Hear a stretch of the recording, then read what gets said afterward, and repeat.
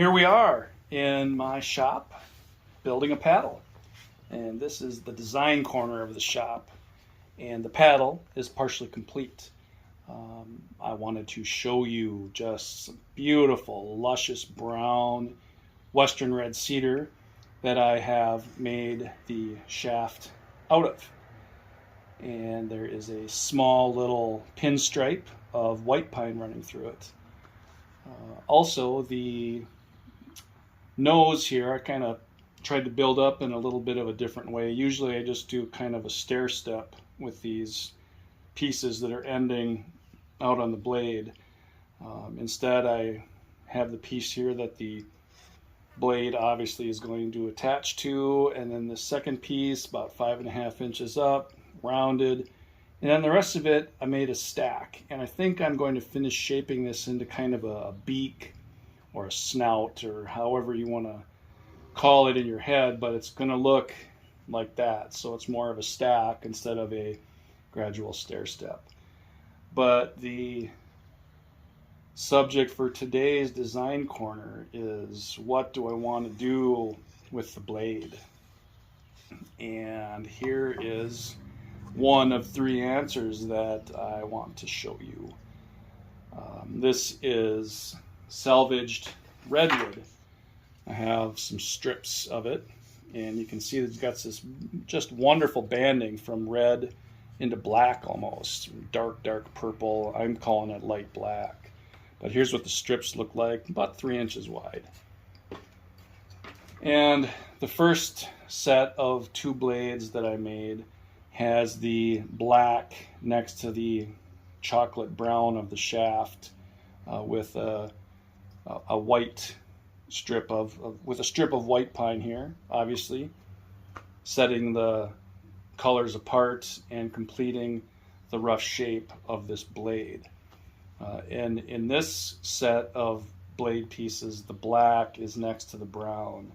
And there's not really a right or wrong in design. When you're doing something yourself, which building a paddle gives you the opportunity to be completely in charge of your design, and it kind of forces you to explicitly realize and clarify just what it is you like, what is your design sense.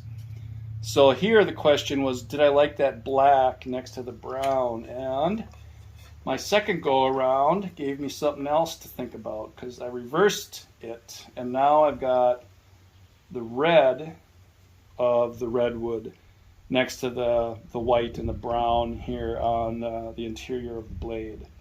So it's the flipped of the first pair, and I like this look more. I love this chocolate brown. I can't wait to see how it wets out underneath epoxy. It's going to be gorgeous, and this is going to be gorgeous as well.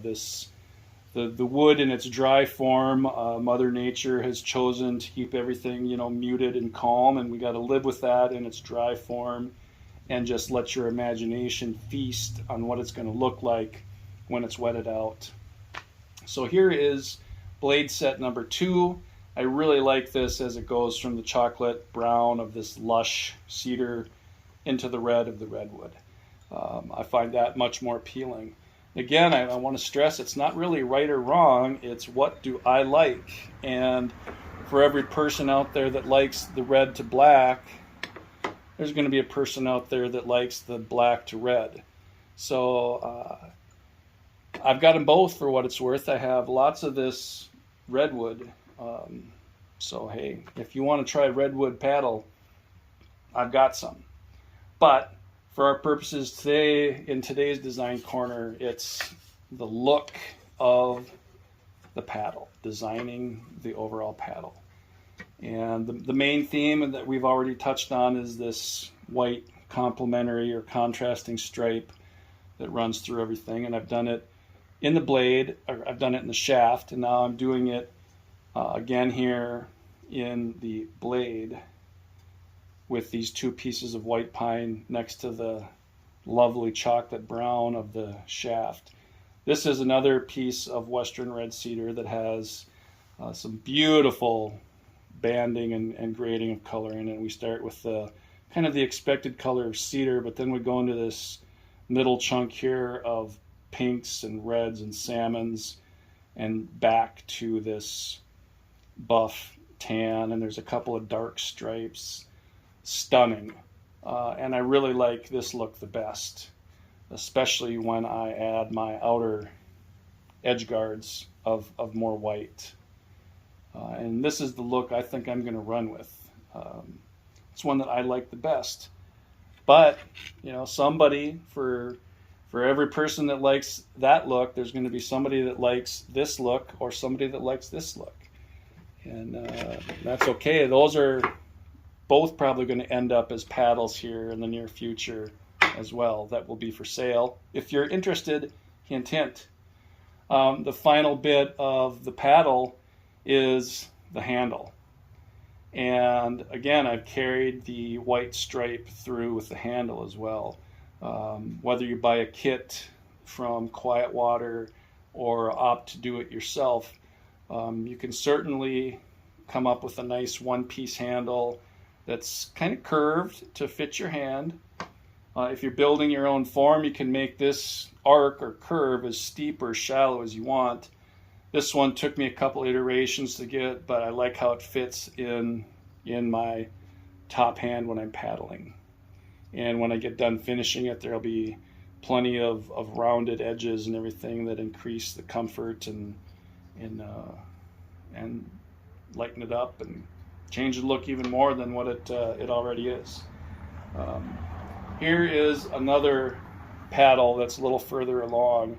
The top of each shaft has a spindle, and this one is a 1/2-inch spindle, and you can have take quite a bit of artistic license as you shape up at the top of the shaft like I have here, but you get a spindle and then you drill the hole, and now you've got a nice solid positive connection.